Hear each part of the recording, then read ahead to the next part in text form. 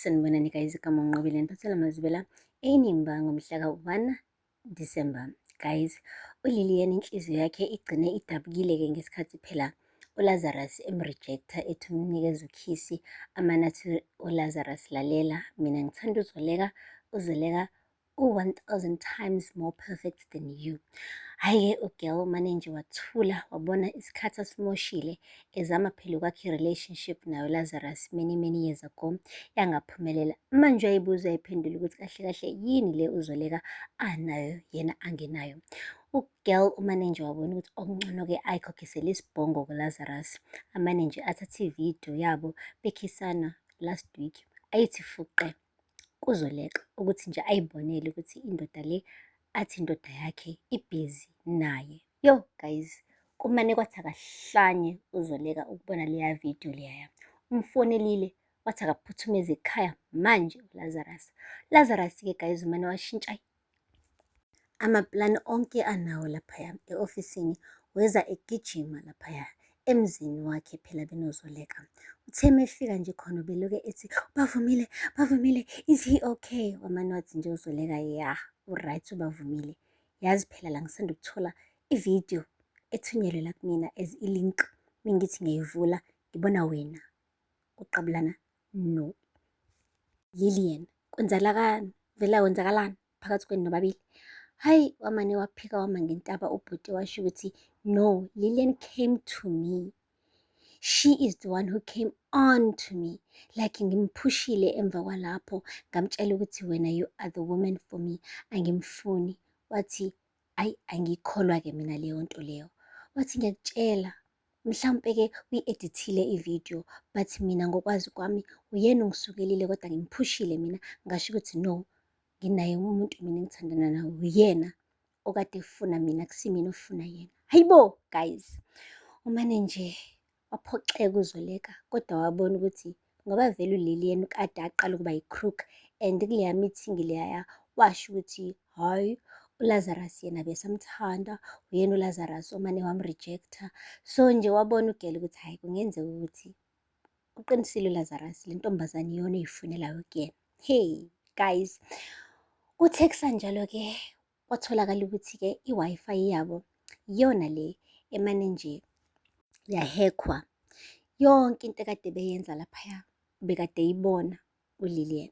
Hhayi, babiza-ke umawethu ukuthi azo-check-a phela ukuthi yini angayenza ukuwayipha yonke le information anayo uLilian, abese-ke be-install-e i-Wi-Fi entsha engeke ize imnikeze i-access kumuzi wabo. Hhayi-ke guys, ukwenzile-ke konke lokho kamnandi umawethu. Hhayi, bamncoma basho ukuthi awusebenzile, kodwa-ke ugcine sethe uLazarus, uyazi lo mfana, he can do anything for you. Akazi njalo ukuthi-ke njengoba ebhizi kangaka umawethu, e-kind towards uZoleka, bake bathandana. And-ke uLilian uyalazi lelo qiniso, bekade eligodlile sonke lesi sikhathi, elinde nje isikhathi esi-right ukuthi alibhobose leli thumba. Hey guys, kushuthi uLilian ube ukubona ukuthi hhayi, uLazarus uyishaya indiva indaba yakhe, nokuthi-ke uZoleka emva kokumsendela leya vidiyo akavaze a-react kabi.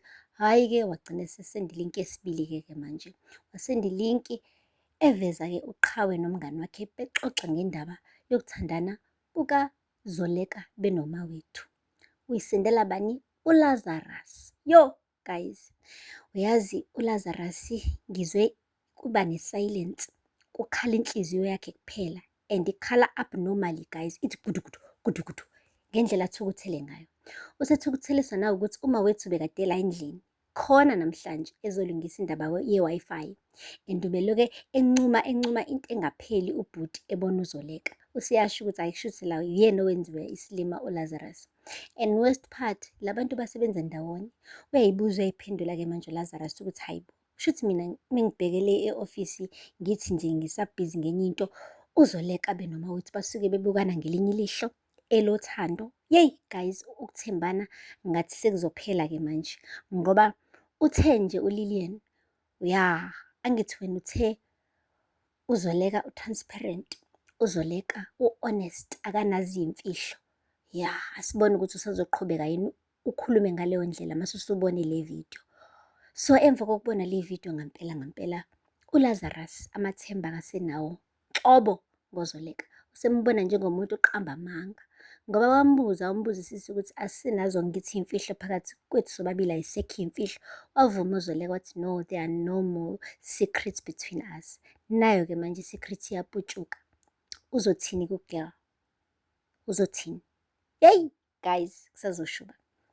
Akupheli-ke lapho-ke, uHlathi useqala ukuba u-Mr. Nice Guy towards uThumeka. Uyabona ukuthi-ke akusizi ukuthi alahlekelwe yinto ekhona kwinto engekho. Useqalile-ke manje wapheka ukudla okumnandi, waxosha abantwana wathi abahambe beyohlala noNtsiki. Wa-create-a nje i-special day sakhe benesithandwa sakhe, unkosikazi wakhe uThumeka.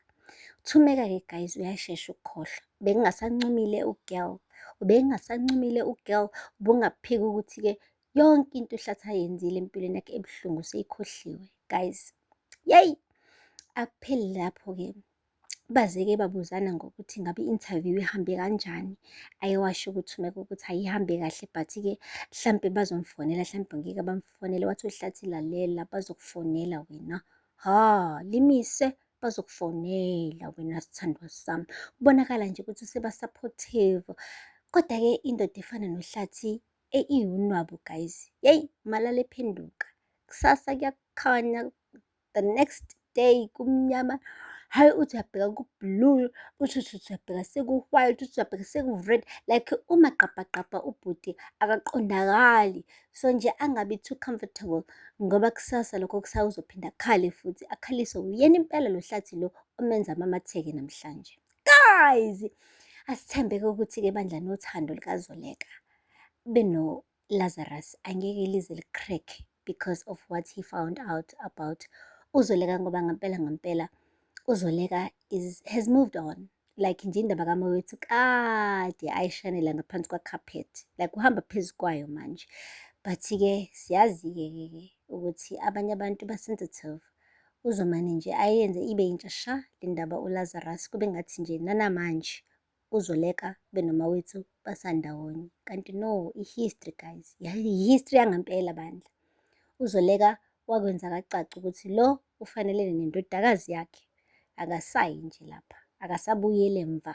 Guys, aphela lapho-ke amazwibela namhlanje. Ningakhohlwa ukusubscribe, nilike, nikhomente. Till next time. Bye.